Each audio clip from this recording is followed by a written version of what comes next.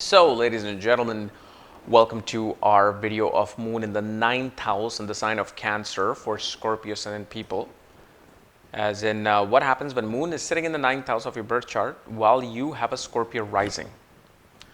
And as always, if you do not know, if you have this particular ascendant, if you have this particular placement, what nakshatra it's in, all the other astrological details, for that, check out the links here. Check out my full astrological report, including my books, consultations, and link to my academy, Magha Vedic Astrology Academy, where I teach everything related to astrology, including nakshatras.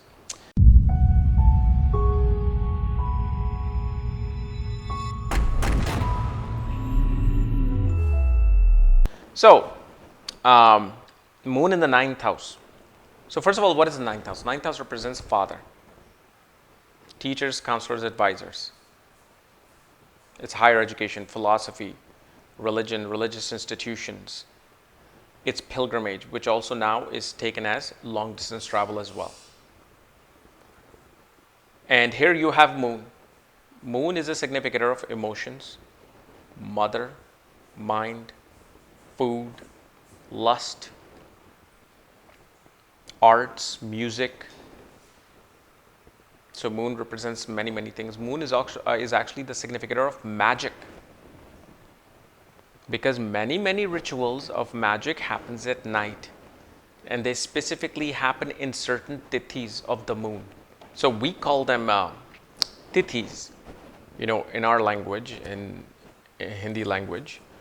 But literally, no matter who is doing type of a magic around the world, moon will represent that. And it's funny why I'm discussing it here and not other placements of the moon. Maybe an omen, automatic omen.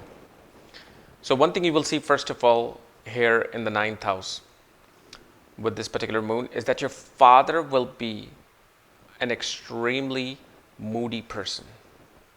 You say something wrong to your father, somebody says something, and the entire mood is just off for like a couple of days to even a week.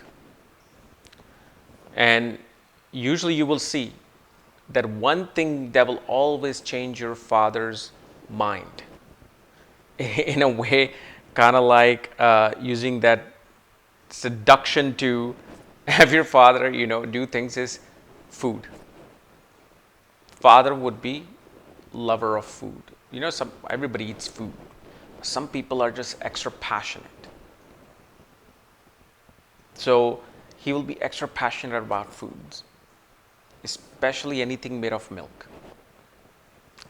And your emotional bond towards other people, your emotional psyche gets developed through either your father, teachers, counselors, advisors. But the thing is here, a person can become very protective of their belief systems. Person cannot take criticism. So the thing is, such people become very moody, first of all, when they get insulted about anything. They cannot take criticism and humiliation, but they also become very protective about their belief system. They emotionally engross themselves into whatever belief that has been given to them. They're emotionally connected, they can't let go of it. But one thing you will see is that, and this is why I was talking about the moon the way I have in this video versus previous videos, is that I've actually even come across people with moon in the ninth house with Scorpio. They're very engrossed in rituals, mysticism, hidden knowledge. As much as you would think moon in the eighth house does that, yeah, it does that. But when it comes to actually learning the actual methodology of the rituals happens in the ninth house. Because who is the one who's going to teach you? Who's the one who's going to teach you all these things? A guru, a teacher. And this is where it shows that your biggest karma in this life, is with a guru, is with a teacher. See, remember, moon shows why you are born. Lagna shows how are those circumstances and those reasons are going to be developed. So your main reason and purpose is to serve karma to and deal with the father and the guru. But again, this is not a bad placement. This is not like some dramatically bad placement. But you got to remember, moon is a very impressionable planet. Any planet that aspects or conjuncts the moon, moon becomes impregnated with it. Because remember, moon is the womb. It's going to get impregnated with those things. And here, even when no planet aspects or conjuncts the moon, and this is why they give the most importance to the moon, because moon is then impregnated with the with the sign that is sitting in and the nakshatra it's sitting in.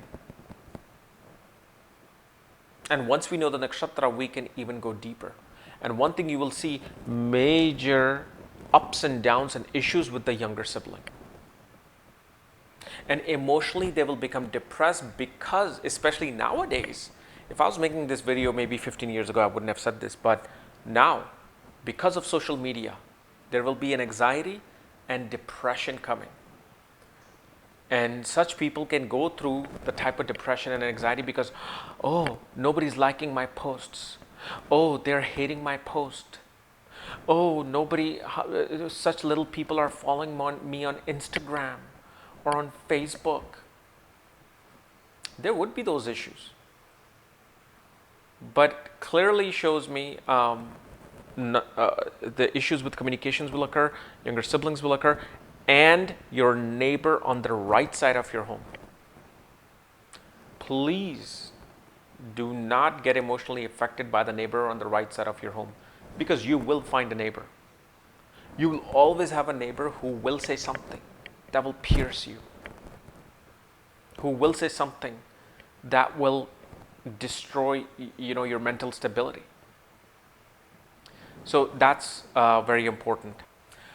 But you will see after the age of 33, prosperity happens to an individual. And usually only after 33, a person becomes a great mentor for other people, great motivator for other people. And especially you will also see after the age of 33 or, 33. Either 33 or 36th year, they will get into chemicals like essential oils. They will get into yawn living, herbs. Suddenly they will be like searching on Amazon for the herb to heal this, the herb to heal that.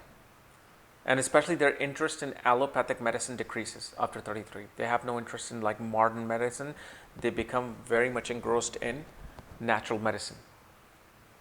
And I'm not saying that you're going to become a doctor. I'm just saying you, for your own nourishment, you'll be interested in that. And you will see that especially after the birth of you, mother started traveling. Mother started traveling to many pilgrimage. At least she will go through 3 pilgrimages in her life. And let's say if you're born in some other country like Russia, US, Canada, mother will visit some place for religious purposes, spiritual purposes. And one thing you will see, giving your mother a gift, and you may have noticed this, and I hope you have given your mother some gift. Okay, even a lousy son like me has given my mother a gift. But once you give your mother a gift, you will see suddenly luck in your life rises. Especially, and this is something if you haven't done, give your mother a pearl. Just, like a necklace, like a silver necklace with just one real pearl, not a fake one. It needs to be authentic, real, which I don't know where you can find from, because many a times online you will find fake things. They pass it on as real, but it's going to be fake. So find a real pearl, gift it to your mother. And especially actually not even a necklace, like a bracelet also. Necklace and a bracelet both. And if you have done it, I'm telling you right now, I don't care what planet is conjunct this moon or aspecting this moon, your luck must have risen within 8 days, or at least 8 days afterwards. So if let's say you're looking for a job, or you're waiting for this promotion is about to happen, get your mother a nice pearl, single pearl necklace. A real pearl is going to be extremely costly. One single pearl is nothing, get that to your mother. Just gift it to your mother. And you will see within 8th day onwards how your luck rises in life. And especially you will also see such people become extremely passionate for traveling to different places and experiencing food. They love traveling. But especially their passion becomes wanting to try Thai food, wanting to try, German food, French food. It becomes that passion. And I want to say this, but again, this really depends upon the position of the Atma Karka in the Navamsha, but usually this can make a brilliant writer. But I have seen people who have no interest in writing, but it depends on the position of the Atma Karka, so don't even worry about it. But if you are a great writer with this, just let me know what position you have of your Atma Karka in Navamsha, and then I will know if that, because 100% matches with that. Okay. So anyway, guys, this was my analysis of Moon in the 9th house of your birth chart when you have a Scorpio ascendant. If you're new to my channel, subscribe below so you don't miss these type of videos. And if you want to know where your moon is placed, all your astrological details, for that, check out the links here. Otherwise, we will see you tomorrow. And I've never gotten so many emails before, but I'm getting tremendous amount of emails for me to make the eclipse video, because especially what I said last month about the protests and everything is happening. But the thing is, I'm like, so many people have already made videos on eclipse. I don't really need to make it, and this is why many people are like, how come you're not bringing anybody on your channel? I'm like, everybody else brings everybody on their channel. Watch their videos. They ask great questions. They have great discussions. Because for me, it was just, I was missing something in my life. And I wanted to bring it out. I'm like, someone's got to do it. So now when people are doing it, I don't need to really bring too many people, except maybe when my teacher calls, I answer, which is Mark Boney, or, Pi team, of course. But other than that, that all the information is out there, which is beautiful. But one thing I will say about the whole eclipse thing is that 60s are back. Go back on Wikipedia or something and see what happens in the 60s around the world. That's exactly what will happen. It is pretty much the initiated start of that. But I can make a detailed video, but all the videos are out there, so I don't really need to make them. Anyway, talk to you later. Bye.